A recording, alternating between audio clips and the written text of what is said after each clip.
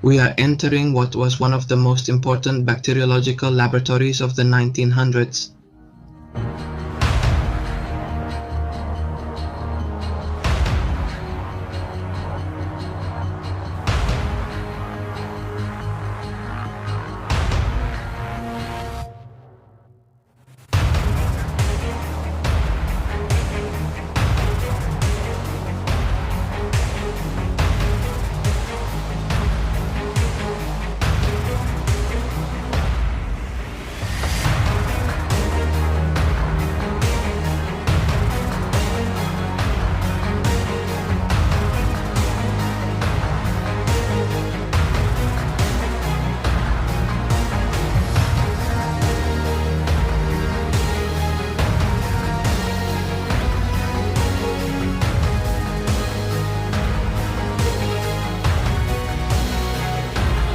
Join us to discover all the history surrounding this place.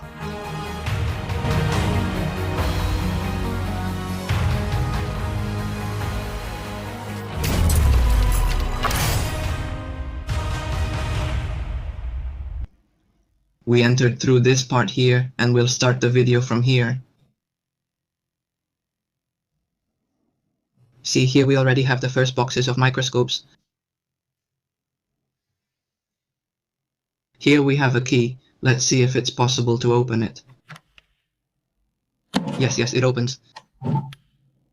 As you can see, we already have an intact microscope here, with all its accessories.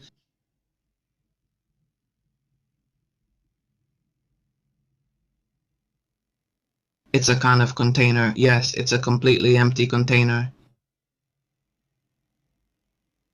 Well, and these were more components for the microscope.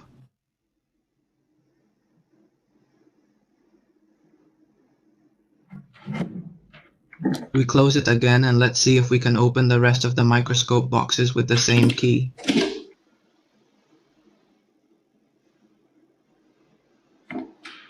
They're all inside.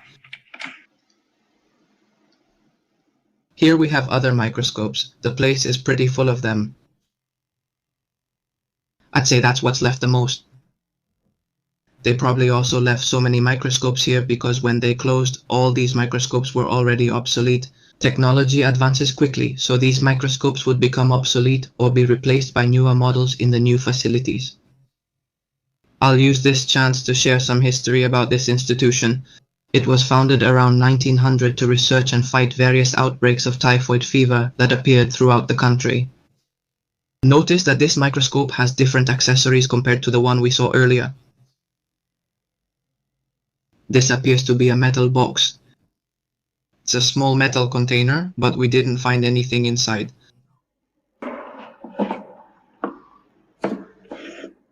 And it has another box. Let's see what's inside and try to open it.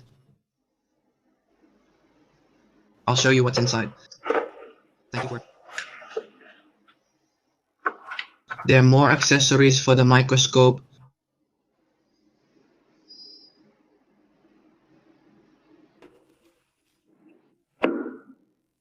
Let's see what else we find around here. Does this here work? If I'm not mistaken, it's a centrifuge to put the samples inside. The different components in the little containers, so they mix and spin, so everything ends up well mixed. I'll keep sharing interesting facts about this place. And in the following years, after eradicating typhoid fever, it stood out for its microbiological tests that they managed to apply to public health. Other major achievements included mass-producing the tuberculosis and rabies vaccines. Here I am, still admiring these microscopes, and as you can see, this one has a reflector mirror. These three have it. The previous ones, at least I hadn't noticed if they had it. These seem a bit older, okay? And over here, we can already see some jars with liquid inside, and we don't really know what it could be. I imagine it was for doing some tests or research.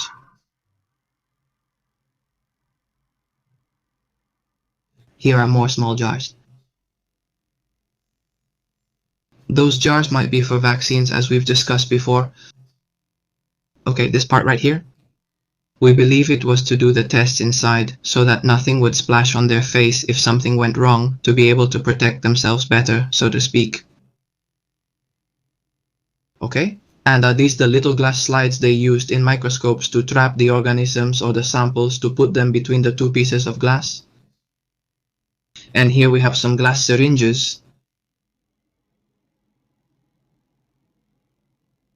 Notice that this is a refrigerator, where they probably kept vaccines and everything they needed to keep refrigerated so it wouldn't spoil. I'll keep sharing some history in this video, giving it to you gradually. This laboratory closed in 1995 because other bacteriological labs modernized, leaving this one behind. It stayed closed until 2012 when it was given to another institution that established a biomedical research center. But we don't know why it has fallen into disuse nowadays and why they are no longer conducting their research here. Here we can see some cabinets that apparently have tinted glass to prevent light from entering inside. They likely used components that couldn't be exposed to light. And here we have what looks like a pipette that would be used to take small doses of a sample and place them somewhere. Let's open this drawer and see what's inside. As you can see, there are various test tubes. They come in various types and shapes. They even have this one wrapped. Look at this cabinet. Well, display case. It's fantastic to find places like this where everything is in its place and nothing has been vandalized. And notice that at some point they must have lost the key and put that there to add a padlock.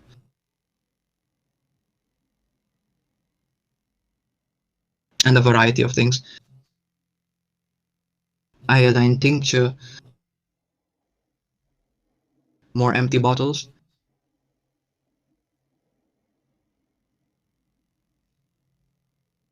Honestly, there's so much I haven't seen before.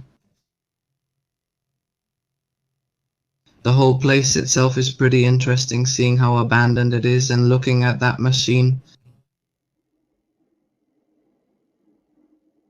Let's see, let's open it.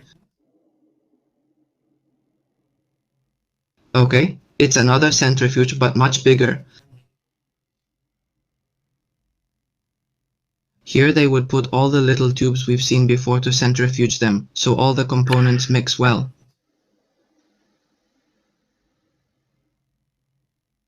And these display cases, honestly, I don't know their purpose, but the entire bottom section still has more microscopes. And they're still inside the boxes. These ones up here were wrapped in paper, probably to take them away, but in the end they didn't. But as you can see, they're in perfect condition. The thing is, like I was saying before, these microscopes are probably too outdated to use now. And they're all inside.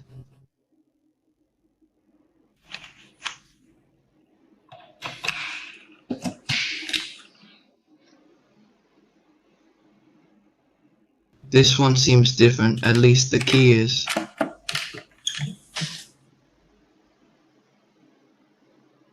But it looks the same as the others. I guess these here are little jars, more little jars to store evidence. And look at the key, how curious.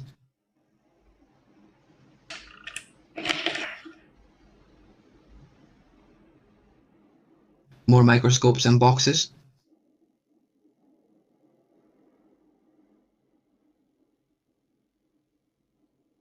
What's in this little box? That seems to be quite heavy.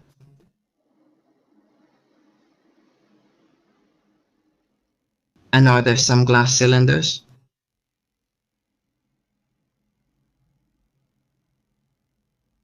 But I'm not really sure what they would be used for. If you have ideas, let me know in the comments.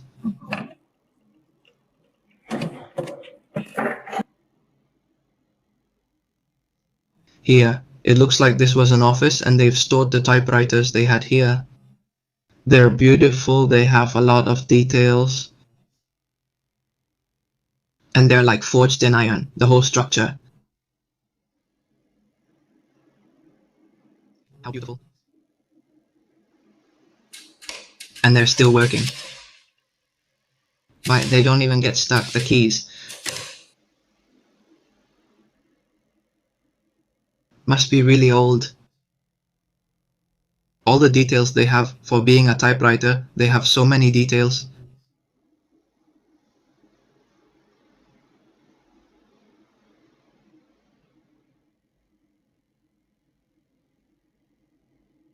And look, the one in back even has glass.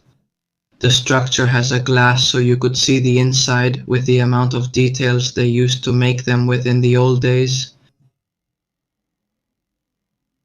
This one is missing its glass.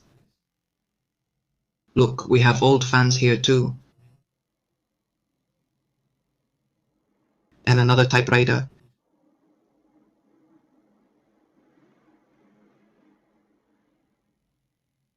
It's a Remington, it said Remington on top. So, have we already seen that part over there? Later we'll go upstairs, up the stairs, and we'll continue down this hallway, which is the part we still have left down here. And as you can see here, some of the furniture has the doors sealed so they wouldn't open, because I think they wanted to transport them and that's why they put that there. And now I'll show you some tags that they put on some of the furniture, like a QR code. I think it's a QR code. They put it there to keep everything organized, to know what they had to do, like an inventory of what was in that place, to take what was convenient for them or what they might need. But they still left a lot of things. Just like all these boxes that still have a lot of objects they must have stored here to take with them, but in the end they didn't. Like this, which is brand new and still packaged.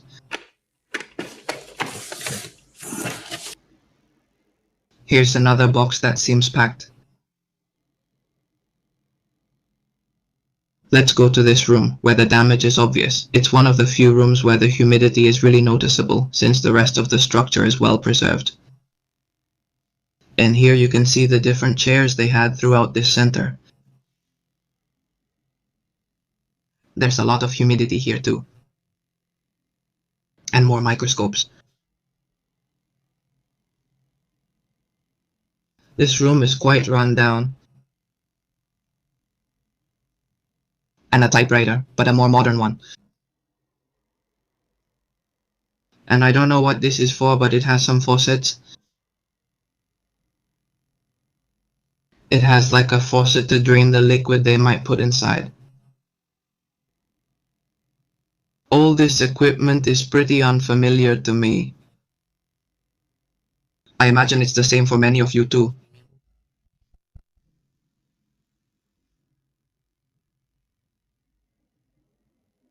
There are still boxes full of objects. A bunch of little jars. These are the ones that look like they could even be for vaccines. Some medications are placed in tiny jars. And here they even left an aquarium filter. I'm not sure why it's here, but here it is. Now we're entering one of the rooms, which I think is one of the best here. It's a dissection room where they placed animals, and in some cases even humans, which they used for teaching. They would open them up to investigate them and find out why they had died, or add some kind of bacteria to them, and then see what effect it had on their bodies. As you can see, the two stretchers or tables here in the middle are designed to collect fluids, and even though you can't see it on camera, they're slightly tilted toward the center so that all the fluids would go down the drain. This area of the room is also quite humid. And notice that there's still even some liquid there, in that test tube.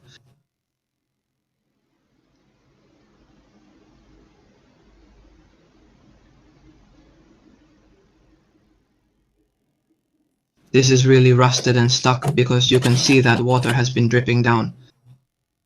There were leaks in this part right here. You can see the ceiling, these are the last ones. And there's quite a bit of mold and fungus here.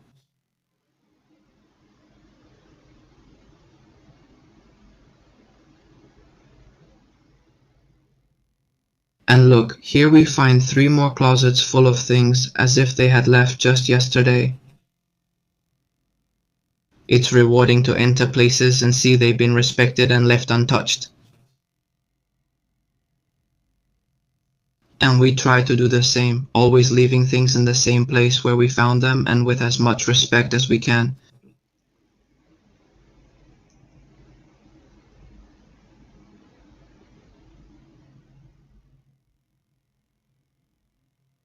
I'll show you everything since I know you like all the details. And look here, those are also microscope slides.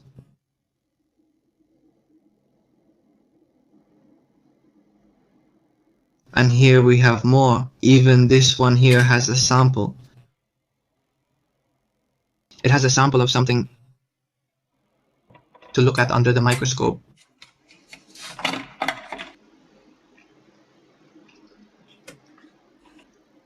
And here is some device and it's completely intact with all its parts inside. More and more boxes. It's incredible to find all this. This one is empty.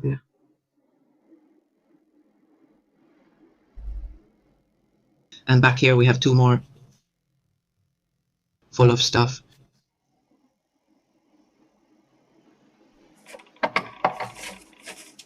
Let's see what's in this box. And more parts. Does it mention a microscope or are these just boxes? They're boxes, filters. Put them there.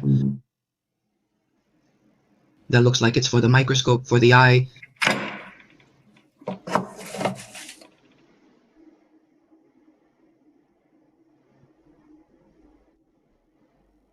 Like a kind of clamp. And these little boxes hold glass syringes inside, although in this case it's empty. But I've seen before that in those jars in other places there were glass syringes.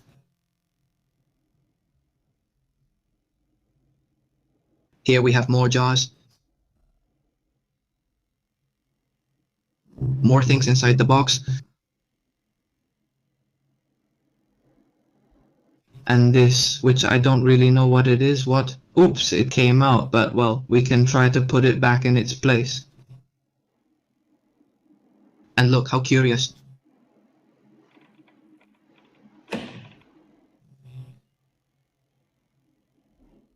Several devices which are probably unusable now will be obsolete. If they're here, it's because they can't be used anymore. Not because they wasted anything or anything like that. But this showcase is beautiful and it's from Paris.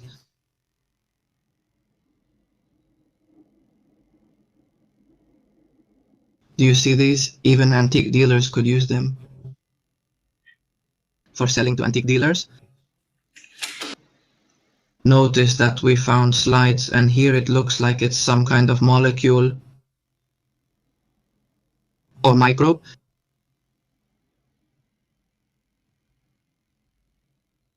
Look, in this one, it's a boy with a really swollen eye.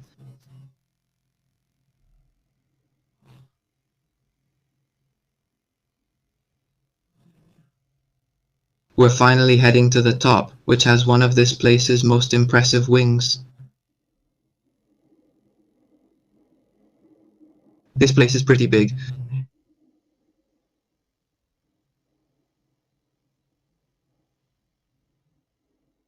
Look at the stained glass windows.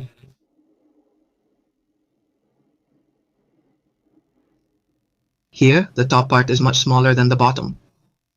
I'll share more about this place's history. In 1915, it became a bacteriological institute. It stopped being a laboratory where people who were already working, people who already had their careers, would go and became an institute, where, besides researching and helping their country with all the contributions they made, they also learned and received training to have a career in pharmaceuticals, bacteriological laboratories, or microbiology. As you can see, the chairs are beautiful and detailed. This would be the classroom where some of the theoretical classes would be taught.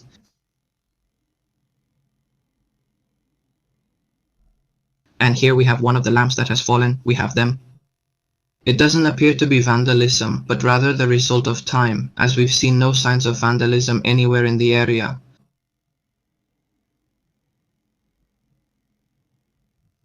And now we're heading to the most impressive laboratory I've ever seen. I haven't seen many, but I doubt I'll ever see another one like this.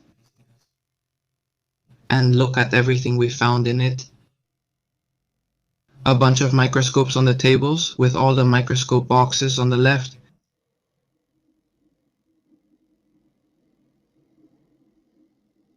And this room is going to be the last one I show you from this place. It's where we're going to end the video.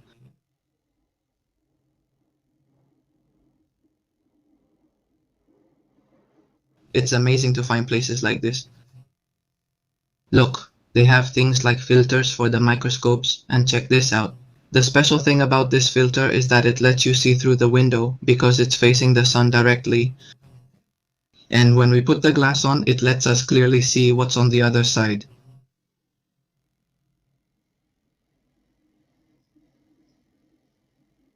We tried a different filter, but this one reflects directly. It's a bit more opaque, and this other one also lets us see through the glass. Quite curious.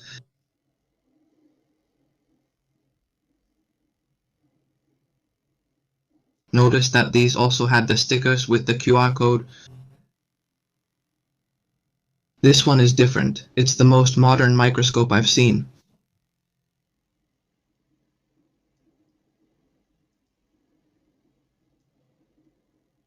And here it looks like they've taken out all the microscopes or have been putting them on the table.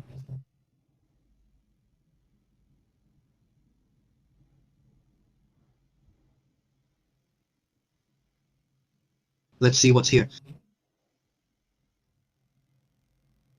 Since it's not filled with more filters and components, this looks like some kind of lens.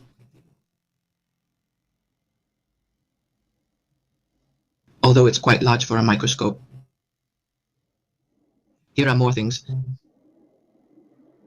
It's all full.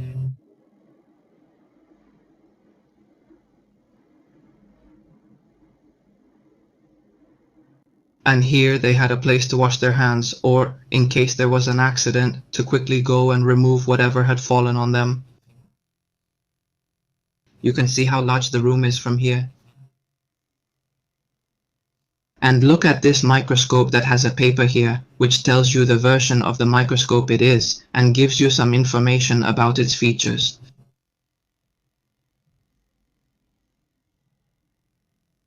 They're all empty for the same reason, because they're on the table, probably from back in the day. They were in the boxes and people who came in have been taking them out.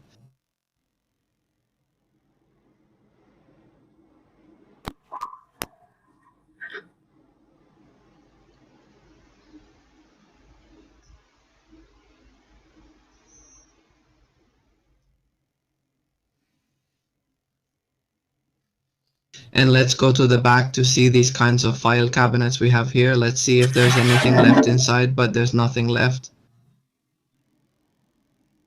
I don't know if it was meant to store books or documents. And here we have another display case. This one's also from Paris. Look at the keys they had inside.